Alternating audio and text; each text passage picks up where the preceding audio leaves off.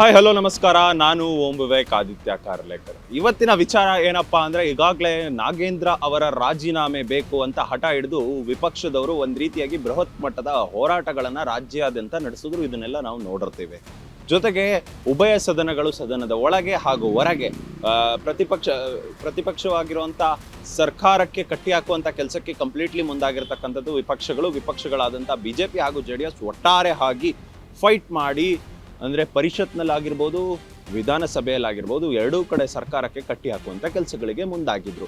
ಇದನ್ನ ಹೊರತುಪಡಿಸಿ ಇನ್ನು ಮುನ್ನೆಲೆಯ ವಿಚಾರವನ್ನು ನೋಡ್ತಾ ಹೋದ್ರೆ, ಈಗಾಗಲೇ ಏನು ನಾಗೇಂದ್ರ ಅವರ ಮೇಲೆ 187 ಕೋಟಿ ಹಗರಣ ಕೂಡ ಆರೋಪ ಕೇಳಿ ಬಂದಿತ್ತು. ಆ ಸಂದರ್ಭದಲ್ಲಿ ಸಿದ್ದರಾಮಯ್ಯನವರು ಮುಖ್ಯಮಂತ್ರಿ ಆಗಿದ್ರು. ಅಂತ ಸಂದರ್ಭದಲ್ಲಿ ಸಿದ್ದರಾಮಯ್ಯನವರು ನಾಗೇಂದ್ರ ಅವರ ರಾಜೀನಾಮೆಯನ್ನು ಕೂಡ ಪಡೆದುಕೊಳ್ತಾರೆ. ಅದರ ಜೊತೆಗೆ in the floor of the house ಅವರೇ ಹೇಳ್ತಾರೆ, ಇಲ್ಲಿ 187 ಕೋಟಿ ಹಗರಣ ಆಗಿಲ್ಲ, 87 ಕೋಟಿ ಮಾತ್ರ ಹಗರಣ ಆಗಿರ್ತಕ್ಕಂಥದ್ದು ಅಂತ ಇನ್ ದ ಫ್ಲೋರ್ ಆಫ್ ಹೌಸೇ ಸಿದ್ದರಾಮಯ್ಯ ಅಂದ್ರೆ ಹಾಲಿ ಮುಖ್ಯಮಂತ್ರಿಗಳು ಆಗಿದ್ರು ಅಂದಿನ ಸಂದರ್ಭದಲ್ಲಿ ಅವರೇ ಒಪ್ಕೊಂಡಿದ್ದು. ಇದು ಒಂದು ರೀತಿಯಾಗಿ ಬಿಜೆಪಿ ಹಾಗೂ ವಿಪಕ್ಷಗಳಿಗೆ ಎಲ್ಲರಿಗೂ ಕೂಡ ಒಂದು ಅಸ್ತ್ರ ಮಾಡಿಕೊಂಡ್ರು. ಈಗಲೂ ಕೂಡ ಅಷ್ಟೇ ಪದೇ ಪದೇ ಹೇಳಿಕೆಗಳನ್ನ ನೀಡಬೇಕಾದ್ರೆ ನಾಗೇಂದ್ರ ಅವ್ರಿಗೆ ಮತ್ತೊಮ್ಮೆ ಸಚಿವ ಸ್ಥಾನ ನೀಡಿರುವ ನಿಟ್ಟಿನಲ್ಲಿ ಪದೇ ಪದೇ ಹೇಳುವಂತ ವಿಚಾರದಲ್ಲಿ ಅವ್ರು ಹೇಳುವುದು ಏಕೈಕ ವಿಚಾರ ಏನಪ್ಪಾ ಅಂದ್ರೆ, ಸಿದ್ದರಾಮಯ್ಯನವರೇ ಅಂದಿನ ಕಾಲದಲ್ಲಿ ಕ್ಲಿಯರ್ ಕಟ್ ಆಗಿ ಹೇಳಿದ್ರು 87 ಕೋಟಿ ಹಗರಣ ನಡೆದಿತ್ತು ಅಂತ. ಆದ್ರೂ ಕೂಡ ಯಾಕೆ ನಾಗೇಂದ್ರ ಅವರಿಗೆ ಸಚಿವ ಸ್ಥಾನ ನೀಡಲಾಗಿದೆ ಅಂತ. ಈಗಾಗಲೇ ಏನು ನಾಗೇಂದ್ರ ಅವರು ಜಾಮೀನು ಪಡೆದುಕೊಂಡು ಈಗಾಗಲೇ ಹೊರಗಿರ್ತಕ್ಕಂಥದ್ದು. ಜೊತೆಗೆ ಅವರಿಗೆ ನಮ್ಮ ರಾಜ್ಯ ಬಿಟ್ಟು ಹೊರಗಡೆ ಎಲ್ಲೂ ಹೋಗಂಗಿಲ್ಲ ಅನ್ನೋ ಒಂದು ಆದೇಶ ಕೂಡ ಇತ್ತು. ಅದಾದ ಬಳಿಕ ಮತ್ತೆ ಆ ಆದೇಶ ಬಿಟ್ಟು ಅಂದ್ರೆ ನಮ್ಮ ದೇಶದಲ್ಲಿ ಮಾತ್ರ ಎಲ್ಲಿ ಬೇಕಾದ್ರೂ ಹೋಗುವಂತ ಒಂದು ಆದೇಶ ಕೂಡ ಸಿಕ್ತು. ಅದಾದ ಬಳಿಕ ಓಡಾಟವನ್ನು ಕೂಡ ಮಾಡ್ತಾ ಇರ್ತಕ್ಕಂಥದ್ದು. ಆದ್ರೆ ಸದ್ಯ ಈಗಾಗಲೇ ಏನು ಚಂದ್ರಶೇಖರ್ ಅವರು ಏನು ಡೆತ್ ನೋಟ್ನಲ್ಲಿ ಏನು ಉಲ್ಲೇಖ ಮಾಡಿದ್ರು, ಮೌಖಿಕ ಸೂಚನೆ ಅಂದ್ರೆ ಮಂತ್ರಿಗಳ ಮೌಖಿಕ ಸೂಚನೆ ಮೇಲೇನೆ ಇಲ್ಲಿ ಹಗರಣ ನಡೆದಿದೆ ಅನ್ನೋ ಒಂದು ಸ್ಟೇಟ್ಮೆಂಟ್ ಅನ್ನ ಆ ಡೆತ್ ನೋಟ್ನಲ್ಲಿ ಬರೆದಿದ್ರು. ಅದನ್ನು ಕೂಡ ಅಷ್ಟೇ ವಿಪಕ್ಷಗಳು ಅದನ್ನೇ ಅಸ್ತ್ರವಾಗಿಟ್ಕೊಂಡು ಅಂದಿನ ಕಾಲದಲ್ಲಿ ಚಂದ್ರಶೇಖರ್ ಅವರೇ ಕ್ಲಿಯರ್ ಆಗಿ ಉಲ್ಲೇಖ ಮಾಡಿದ್ರು. ಹಾಗಾಗಿ ಈಗ ನಾಗೇಂದ್ರ ಅವರಿಗೆ ಯಾಕೆ ಸಚಿವ ಸ್ಥಾನ ಕೊಟ್ಟಿದ್ದಾರೆ ಅನ್ನೋದು ಈಗ ವಿಪಕ್ಷಗಳ ಒತ್ತಾಯ. ಜೊತೆಗೆ ಇದರ ನಿಟ್ಟಿನಲ್ಲೇ ನಾವು ನೋಡ್ತಾ ಇದ್ದೇವೆ, ನಾನು ಈಗಾಗಲೇ ಹೇಳಿದೆ, ಸದನದಲ್ಲೂ ಕೂಡ ಅಷ್ಟೇ ಉಭಯ ಸದನಗಳಲ್ಲಿ ಇದೇ ವಿಚಾರವನ್ನು ಇಟ್ಕೊಂಡು 8 ದಿನಗಳ ಕಾಲ ಪ್ರತಿಭಟನೆಯನ್ನು ನಡೆಸಿದ್ರು. ವಿಭಿನ್ನ ರೀತಿಯಾದ ಪ್ರತಿಭಟನೆಗಳನ್ನು ನಡೆಸಿದ್ರು. ಕೇವಲ 1 ಅಥವಾ 2 ದಿನಕ್ಕೆ ಪ್ರತಿಭಟನೆಯನ್ನ ಕೈ ಬಿಡಲಿಲ್ಲ. ಕಂಪ್ಲೀಟ್ಲಿ 8 ದಿನಗಳ ಕಾಲ ಕೂಡ ಅದೇ ಪ್ರತಿಭಟನೆಯನ್ನ ವಿಪಕ್ಷಗಳು ಮುಂದುವರಿಸಿದ್ರು. ಈಗ ಏನಪ್ಪಾ ಅಂದ್ರೆ, ಈಗಾಗಲೇ ಮತ್ತೆ ಈ ವಿಚಾರವನ್ನ ಇಟ್ಕೊಂಡು ಪಾದಯಾತ್ರೆ ಮಾಡ್ತೀವಿ ಅಂತ ಕೂಡ ಬಿಜೆಪಿ ಮುಂದಾಗಿರ್ತಕ್ಕಂಥದ್ದು. ಪಾದಯಾತ್ರೆಯನ್ನ ನಿನ್ನೆ ಅಷ್ಟೇ ಬಿಜೆಪಿ ಅವರು ಘೋಷಣೆ ಮಾಡಿರ್ತಕ್ಕಂಥದ್ದು. ನಾವು ಬಳ್ಳಾರಿ ಪಾದಯಾತ್ರೆ ಮಾಡ್ತೀವಿ, ರಾಯಚೂರು ಟು ಬಳ್ಳಾರಿ ಪಾದಯಾತ್ರೆ ಮಾಡ್ತೀವಿ ಅನ್ನೋ ಘೋಷಣೆಯನ್ನ ಕೂಡ ಮಾಡಿದ್ರು. ಆದ್ರೆ ಜೊತೆಗೆ ಇವತ್ತು ಮತ್ತೆ ರೂಟ್ ಮ್ಯಾಪ್ ಕೂಡ ಚೇಂಜ್ ಆಗುವಂತ ಚಾನ್ಸಸ್ ಇದೆ. ಬಿಜೆಪಿ ಪಾಳ್ಯದಲ್ಲಿ ಒಂದಿಷ್ಟು ಚರ್ಚೆಗಳು ಆಗ್ತಾ ಇರ್ತಕ್ಕಂಥದ್ದು. ಆದ್ರೆ ಈ ವಿಚಾರ ಕೇಳಿ ಬಂದಿತ್ತು ಅಂತ ಮುನ್ನೆಲೆಗೆ ಅಂದ್ರೆ ಏನು, ಈಗಾಗಲೇ ಏನು ನಾಗೇಂದ್ರ ಅವರ ವಿಚಾರಕ್ಕೆ ಸಂಬಂಧಪಟ್ಟಂತೆ ಪಾದಯಾತ್ರೆ ಮಾಡ್ತೀವಿ ಅಂತ ಕೇಳಿ ಬಂದಿತ್ತು. ಇಂದಿನಿಂದ ಆ ಸಂದರ್ಭದಿಂದ ಕೂಡ ಅಷ್ಟೇ ಕಾಂಗ್ರೆಸ್ ಪಾಳ್ಯದಲ್ಲೂ ಕೂಡ ಅಷ್ಟೇ ಒಂದಿಷ್ಟು ಚರ್ಚೆಗಳು ಶುರುವಾಗಿತ್ತು. ಏನ್ ಮಾಡಬೇಕು, ಮುಂದಿನ ಹೆಜ್ಜೆ ನಾವು ಹೇಗೆ ಇಡಬೇಕು ಅಂದ್ರೆ, ಈ ಹಿಂದೆ ಅಹೋರಾತ್ರಿ ಧರಣಿ ನಡೆಸ್ತೀವಿ ಅಂತ ಸದನದಲ್ಲಿ ಹೇಳಿದಂತ ಸಂದರ್ಭದಲ್ಲಿ 2 ದಿನಗಳ ಕಾಲ ಮೊಟಕುಗೊಳಿಸಿದ್ರು. ಸದನವನ್ನೇ 2 ದಿನ ಮುಂಚಿತವಾಗಿ ಕ್ಲೋಸ್ ಮಾಡಿದ್ರು. 2 ದಿನವನ್ನ ಮೊಟಕುಗೊಳಿಸುವಂತ ಕೆಲಸಕ್ಕೆ ಸ್ಪೀಕರ್ ಅವರು ಮುಂದಾಗಿದ್ರು. ಯಾಕೆ ಅಂದ್ರೆ, ಅಹೋರಾತ್ರಿ ಧರಣಿ ನಡೆಸಿದ್ರೆ ಅದು ಸರ್ಕಾರಕ್ಕೂ ಮುಜುಗರ, ಸರ್ಕಾರಕ್ಕೂ ಡ್ಯಾಮೇಜ್ ಆಗುತ್ತೆ ಅನ್ನೋ ಒಂದೇ ಒಂದು ಕಾರಣದಿಂದಾಗಿ ಅದು ಹುಟ್ಕೊಂಡಿದ್ದು ನಾಗೇಂದ್ರ ಅವರ ರಾಜೀನಾಮೆಯ ರೀಸನ್. ಈಗಲೂ ಕೂಡ ಅಷ್ಟೇ ಅದೇ ನಾಗೇಂದ್ರ ಅವರ ರಾಜೀನಾಮೆ ರೀಸನ್ ಅನ್ನ ಇಟ್ಕೊಂಡು ಪಾದಯಾತ್ರೆ ಮಾಡೋದಕ್ಕೆ ಹೊರಟಿದೆ.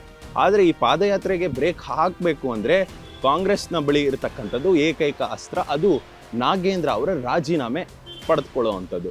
ಇದಕ್ಕೆ ಪೂರಕವಾಗಿ ಅನ್ನುವ ನಿಟ್ಟಿನಲ್ಲಿ ಇಂದು ಬೆಳಗ್ಗಿನಿಂದ ಒಂದಿಷ್ಟು ಸುದ್ದಿಗಳು ಕೂಡ ಹರಿದಾಡ್ತಿವೆ. ಏನಂದ್ರೆ, ನಾಗೇಂದ್ರ ಅವರೇ ನೇರವಾಗಿ ಮುಖ್ಯಮಂತ್ರಿಗೆ ಕರೆ ಮಾಡಿ ಸುಮಾರು 15 ನಿಮಿಷಕ್ಕೂ ಹೆಚ್ಚು ಕಾಲ ಅವರ ಜೊತೆ ಚರ್ಚೆ ನಡೆಸಿ ನಾನು ಪಕ್ಷಕ್ಕೆ ಮುಜುಗರ ಆಗ್ತಿದ್ದೆ, ನನ್ನಿಂದ ನಾನು ರಾಜೀನಾಮೆ ಕೊಡ್ತೀನಿ ಅಂತ ಹೇಳಿದ್ರು ಅನ್ನೋ ಒಂದಿಷ್ಟು ವದಂತಿಗಳಾಗಿರ್ಬೋದು, ಒಂದಿಷ್ಟು ಹೇಳಿಕೆಗಳಾಗಿರ್ಬೋದು, ಒಂದಿಷ್ಟು ವಿಚಾರಗಳು ಮುನ್ನೆಲೆಗೆ ಬರ್ತಾ ಇದೆ ಇಂದು ಬೆಳಗ್ಗೆನಿಂದ. ಅದಕ್ಕೆ ಸ್ಪಷ್ಟೀಕರಣ ಕೊಡುವಂತ ಕೆಲಸಕ್ಕೂ ಕೂಡ ಸಚಿವ ನಾಗೇಂದ್ರ ಮುಂದಾಗಿದ್ರು.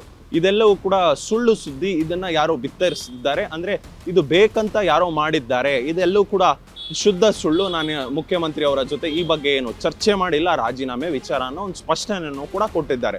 ಇದಕ್ಕೆ ಪೂರಕವಾಗಿ ಇನ್ನೊಂದು ವಿಚಾರ ಕೂಡ ಕೇಳಿ ಬರ್ತಾ ಇದೆ. ನಾಳೆ ಮುಖ್ಯಮಂತ್ರಿಗಳು ದೆಹಲಿಗೆ ಹೋಗ್ತಿದ್ದಾರೆ. ದೆಹಲಿಯ ಹೈಕಮಾಂಡ್ ನಾಯಕರ ಜೊತೆ ಭೇಟಿ ಮಾಡಿ ಅಲ್ಲಿ ಚರ್ಚೆಯನ್ನ ನಡೆಸ್ತಾರೆ. ನಿಜಕ್ಕೂ ನಾಗೇಂದ್ರ ಅವರಿಗೆ ಮುಂದುವರಿಸಬೇಕಾ ಸಚಿವ ಸಂಪುಟದಿಂದ, ಅಥವಾ ಅವರನ್ನ ಸಚಿವ ಸಂಪುಟದಿಂದ ಸ್ಕೋಪ್ ಕೊಡಬೇಕಾ ಅಂದರೆ ಈಗಾಗಲೇ ಸಚಿವರಾಗಿದ್ದಾರೆ, ಅವ್ರಿಗೆ ಸಚಿವ ಸ್ಥಾನದಿಂದ ತೆಗಿಬೇಕಾ ಅನ್ನೋ ಒಂದಿಷ್ಟು ಚರ್ಚೆಗಳು ನಡೆಯುತ್ತೆ ದೆಹಲಿಯಲ್ಲಿ ಅಂತ ಕೂಡ ಕೇಳಿ ಬರ್ತಾ ಇರ್ತಕ್ಕಂಥದ್ದು. ಆದರೆ ನಿಜಕ್ಕೂ ಇದು ಇವತ್ತು ಬೆಳಗ್ಗೆ ಕರೆ ಮಾಡಿದ್ರೋ ಇಲ್ವೋ, 15 ನಿಮಿಷಗಳ ಕಾಲ ಚರ್ಚೆ ನಡೀತೋ ಇಲ್ವೋ ಅನ್ನೋದು, ಅದು ಸತ್ಯನೋ ಸುಳ್ಳೋ ಅನ್ನೋದು ಇನ್ನೂ ಕೂಡ ಖಚಿತವಾಗಿಲ್ಲ. ಆದರೆ ಅಧಿಕೃತ ಮಾಹಿತಿ ಯಾವುದೂ ಇಲ್ಲ.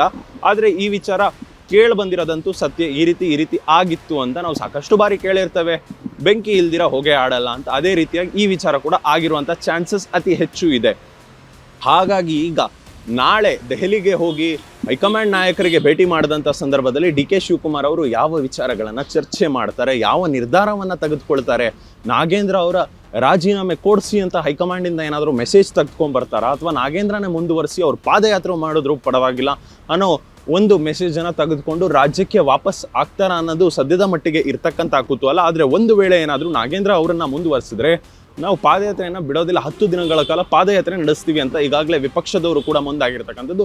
ಇದು ಮುಂದಿನ ದಿನದಲ್ಲಿ ಸರ್ಕಾರಕ್ಕೆ ಇನ್ನಷ್ಟು ಡ್ಯಾಮೇಜ್ ಮಾಡುವಂಥ ಚಾನ್ಸಸ್ ಕೂಡ ಅತಿ ಹೆಚ್ಚು ಇರೋ ಕಾರಣದಿಂದಾಗಿ ಏನಾದರೂ ಈಗ ಮನವೊಲಿಸಿ ನಾಗೇಂದ್ರ ಅವರ ರಾಜೀನಾಮೆ ತೆಗೆದುಕೊಂಡು ಮತ್ತೊಮ್ಮೆ ಅವ್ರಿಗೇನಾದರೂ ಒಂದು ಸ್ಥಾನಮಾನಗಳನ್ನು ಕೊಡ್ತಾರಾ, ಅಥವಾ ಹಾಗೆ ಶಾಸಕರಾಗಿ ಉಳಿರಿ ಅಂತ ಹೇಳ್ತಾರಾ, ನಿಜಕ್ಕೂ ರಾಜೀನಾಮೆ ಪಡೆದುಕೊಳ್ಳುತ್ತಾ ಹೈಕಮಾಂಡ್ ಅಷ್ಟರ ಮಟ್ಟಿಗೆ ಸ್ಟ್ರಾಂಗ್ ಇದೆಯಾ, ಅಥವಾ ಜೊತೆಗೆ ಈಗ CM ಅವರು ಈ ವಿಚಾರವನ್ನು ಕೂಡ ವಿಪಕ್ಷದವರು ಅಸ್ತ್ರ ಮಾಡ್ಕೊಳ್ತಾ ಇದ್ದಾರೆ. ಇಂಥ ವಿಚಾರವನ್ನು ಇಟ್ಕೊಂಡು ಬಳ್ಳಾರಿ ಭಾಗದಲ್ಲೂ ಕೂಡ ಅಷ್ಟೇ ವೋಟ್ ಬೇಸನ್ನು ಸ್ಟ್ರಾಂಗ್ ಮಾಡ್ಕೊಳ್ತಾ ಇದ್ದಾರೆ. ಇದೆಲ್ಲದೂ ಕೂಡ ನಮಗೆ ಮುಂದಿನ ದಿನಗಳಲ್ಲಿ ಡ್ಯಾಮೇಜ್ ಆಗುತ್ತೆ ಅನ್ನೋ ಒಂದು ಕಾರಣದಿಂದಾಗಿ ನಾಗೇಂದ್ರ ಅವರ ರಾಜೀನಾಮೆ ನಿಜಕ್ಕೂ ಪಡಿತಾರ ಅನ್ನೋದು ಸದ್ಯದ ಮಟ್ಟಿಗೆ ಇರ್ತಕ್ಕಂಥ ಕುತೂಹಲ.